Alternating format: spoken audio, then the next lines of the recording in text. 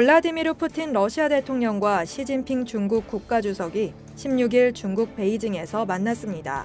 과연 이들은 이번 회담을 통해 무엇을 주고받았을까요? 이번 만남의 분위기는 2년 전과는 사뭇 다릅니다. 당시 시진핑은 베이징 동계올림픽을 앞두고 푸틴에게 우크라이나 침공을 미뤄줄 걸 요청했고, 푸틴은 그 대가로 천연가스 공급 계약을 체결했죠. 그 뒤로 2년이란 시간이 흘렀고, 중국은 대러시아 제재에 동참하란 서방의 압박을 외면한 채 러시아와의 결속을 강화했지만, 경기 위축 국면을 타개하기 위해선 서방 무역 파트너 국가들의 요구를 더 이상 무시할 수 없는 상황에 이르렀습니다.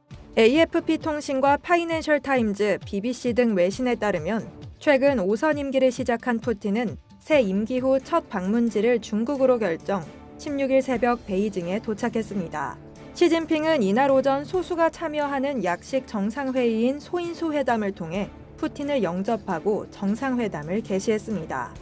푸틴의 이번 방중은 미국이 중국산 전기차와 배터리 등 품목에 관세 폭탄을 부과한 직후 이루어지는 만큼 양국 정상은 대미 연합전선을 강화할 것으로 예상되는데요. 그러나 최근 들어 중국은 러시아와 협력을 공개적으로 추진하는 걸 꺼리고 있는 모습입니다.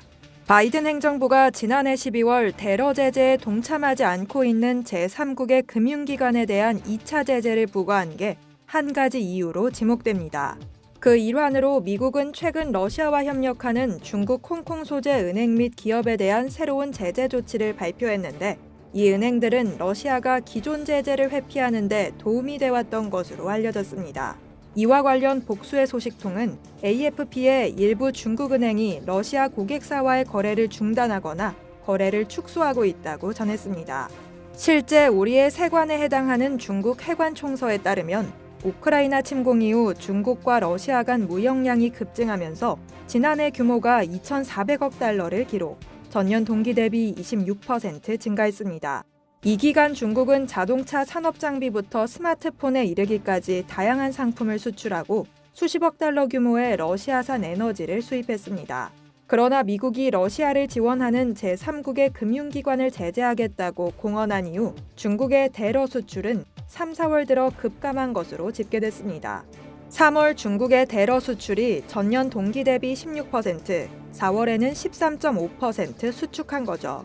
알렉산더 가부예프 카네기 러시아 유라시아 센터 소장은 중국 은행들은 후회하느니 조심하자 원칙에 따라 거래량을 줄이고 있는 것으로 보인다.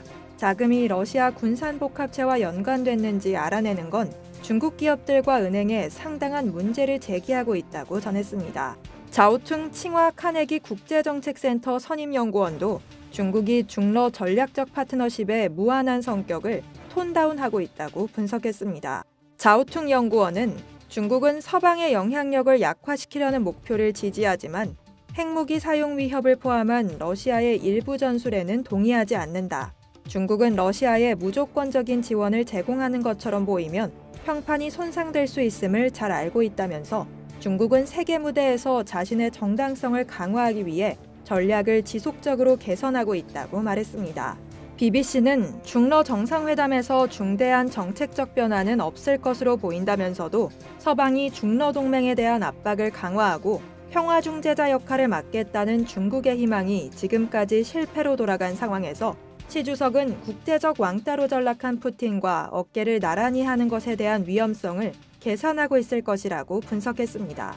이상 여의도튜브였습니다.